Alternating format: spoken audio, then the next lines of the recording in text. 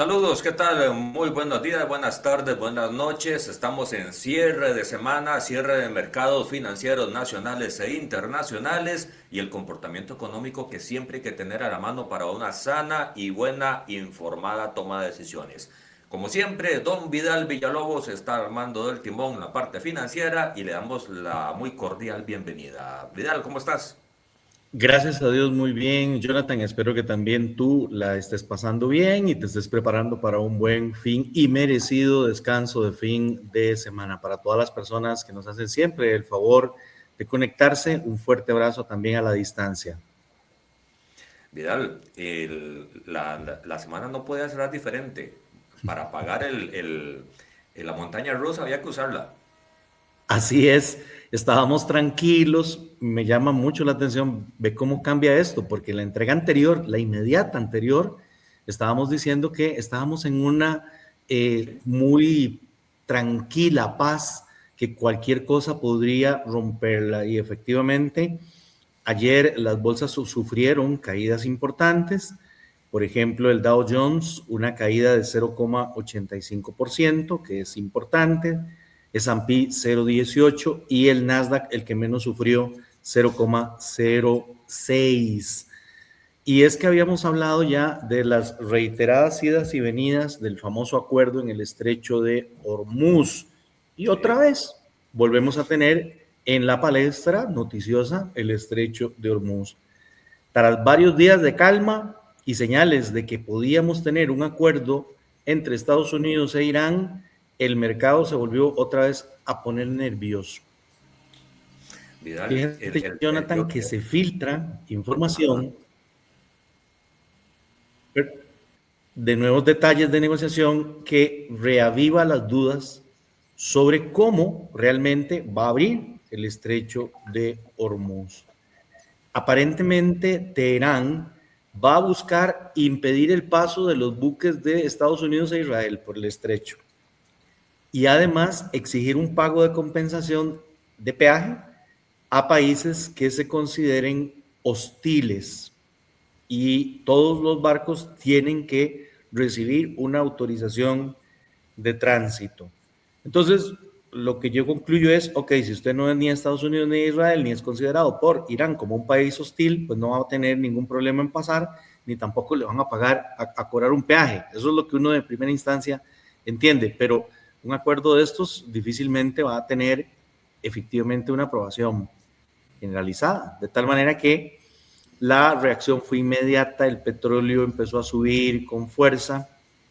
Esto es una mala noticia por el tema de la inflación y la decisión de la Reserva Federal, y se golpearon también algunos otros activos, como por ejemplo el rendimiento del bono del Tesoro de los Estados Unidos subió, el dólar subió, las bolsas ya mencionamos que se mantuvieron relativamente tranquilas, las relacionadas con tecnología, las que tienen que ver efectivamente con petróleo como el Dow, se cayeron de manera importante. El mensaje que tal vez se le manda al mercado es que el conflicto lleva meses, esto es ya ahora parte del paisaje de los inversionistas, y cualquier cambio en torno al tema de Hormuz tiene la capacidad de seguir moviendo el mercado y hacerlo de una manera muy rápida, Jonathan. Así es, y Vidal. Y algo que te quería comentar es que en el programa anterior, en la cápsula inmediatamente anterior, en esos tiempos de paz, yo creo que lo que había realmente estábamos en el ojo del huracán, donde todo es tranquilo, pero el huracán sigue. Así es, y además, si se forman otras corrientes climáticas que nos pueden llegar a afectar, para bien o para mal. Pero bueno, hoy los mercados están arrancando con un tono un poquito diferente, Jonathan, porque hay una noticia que tal vez suaviza, es como una especie de placebo o de medicina en lo que estamos viendo. Y es que el día de hoy estábamos esperando la publicación de datos de empleo. Las nóminas no agrícolas que se habían visto en crecimiento el mes anterior, primero fueron revisadas a la baja y al final fueron solo 20,000 empleos los que se crearon. Con el dato anterior, el mercado había hecho números y consideraba que podríamos crecer 85,000 este mes. Oh, Sorpresa, sorpresa, porque ese es el dato que esperaba el mercado. No se creó nada. Se destruyeron empleos, 23,000 empleos. Cualquiera que ve el informe completo se sorprende porque el desempleo, la última lectura, había quedado en 4,2. Esperábamos que se mantuviera en 4,2 y qué extraño, porque se destruye el empleo y baja simultáneamente la tasa de desempleo al 4,1%. Esto parece que entonces no tiene sentido y por eso queremos dedicarle unos minutos a revisar precisamente este informe y tratar de dilucidar qué es lo que hay detrás de eso, que lo podemos paralelizar con el dato de cierre de la cápsula del día de hoy, que fue el del INEC ayer con el desempleo también costarricense.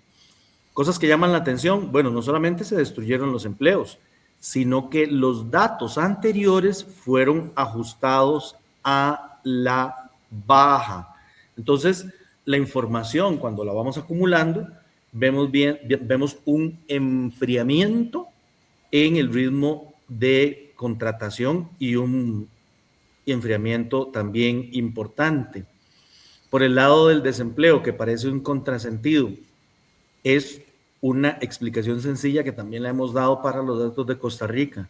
No es que la gente está teniendo más contratación, vean que habría una contradicción si más bien se destruyeron las contrataciones y bajó la tasa de interés. El tema es que la gente se retira de la fuerza laboral.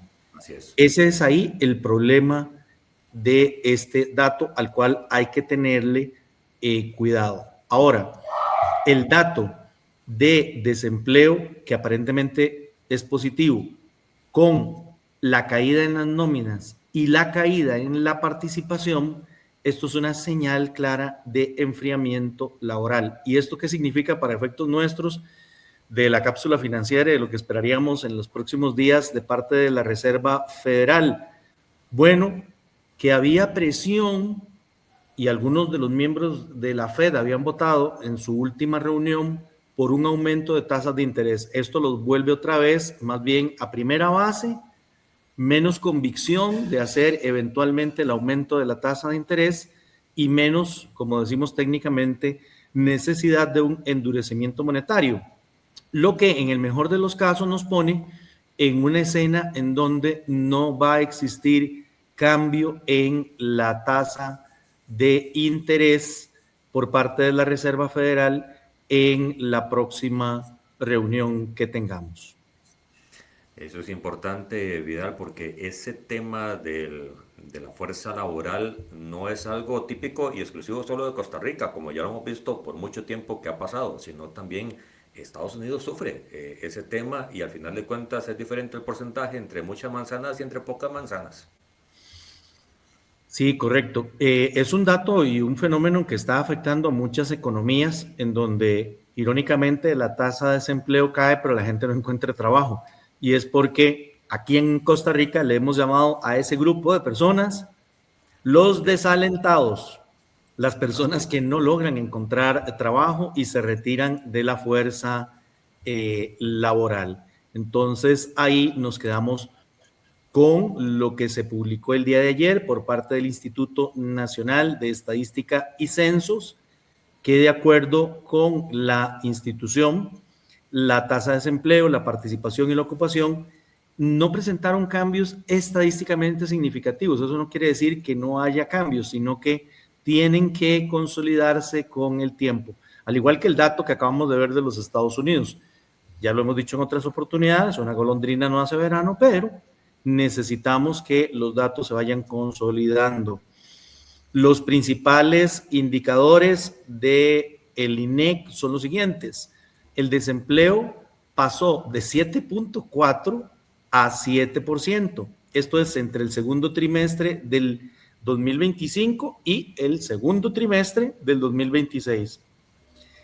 Parece mucho, pero para efectos estadísticos no alcanza el umbral para considerarse un cambio significativo. La tasa de ocupación se ubicó en 50.8, mientras que la tasa neta en 54.6. La fuerza de trabajo aumenta de 2.326.000 a 2.346.000, pero la fuerza o la población fuera de la fuerza de trabajo, que esto es importante para efectos de crear los datos de informalidad, pasan de 1.924.000 personas a 1.951.000 personas, explicado por el crecimiento, lamentablemente, que es la cohorte que siempre sufre, de las mujeres.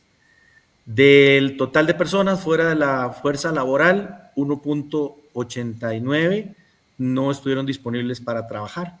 53.000 indicaron estar disponibles y 5.000 que estarían dentro de esa clasificación que hemos llamado desalentados disponibles. Ramas de la empleabilidad costarricense que concentran la mayor cantidad de personas ocupadas continúan siendo el comercio y reparación, que ahí hay 387.000 empleados, la enseñanza y la salud, que hay 269.000, y la industria manufacturera con 205.000. Un dato muy importante también que quiero compartir con ustedes es que el empleo informal, de acuerdo con los datos del INEC, llega al 36% de la gente que dice que tiene empleo. Eso significa que son 785.000 personas y entre las trabajadoras independientes, el 81.8% dijeron que estaban en la informalidad, mientras que las ocupadas apenas están en el 21.1%. Datos, como tú lo dices siempre, interesantes de seguir analizando, de ver las tendencias que podríamos seguir teniendo. Uno queda con la sensación, particularmente en el caso de Costa Rica, que es como un dato insípido, o sea, no me indica efectivamente una dirección en particular, pero sí al menos me advierte y me adelanta de que deberíamos mantener el dedo en el renglón, dando seguimiento a estos datos, porque a partir del empleo se construyen los salarios y se construye la riqueza futura del país, en momentos en donde el dash del carro, lo que vemos afuera, es neblina internacional como con la que arrancamos el día de hoy. Así es, Vidal, y el tema de la fuerza laboral, la reducción en la fuerza laboral tiene un impacto directo en las finanzas públicas, por lo tanto, las soluciones para poder incluir nuevamente a esta gente dentro de la fuerza laboral debería ser más estructural que simplemente cosmética en la política pública, en la toma de decisiones, para que sea más integral y al final de cuentas sea sostenible en el tiempo. Hay algunas cosas que el gobierno de la República puede operar de manera directa, pero tú lo sabes bien y los amigos que nos escuchan también, se requieren de acuerdos nacionales. Y no hay en este momento, parece ser, un ambiente adecuado para que los alcancemos. Esperemos que finalmente triunfe el democrático espíritu costarricense tradicional, nos podamos poner de acuerdo y nos pongamos en marcha para que el país continúe creciendo. Así es, totalmente de acuerdo. ¿Algo más que se nos esté quedando, Vidal? Solamente desearles a todos que descansen en este fin de semana, que les esperamos la próxima semana, por supuesto. Gracias, Jonathan. Y desde el fondo del corazón, un abrazo de colección.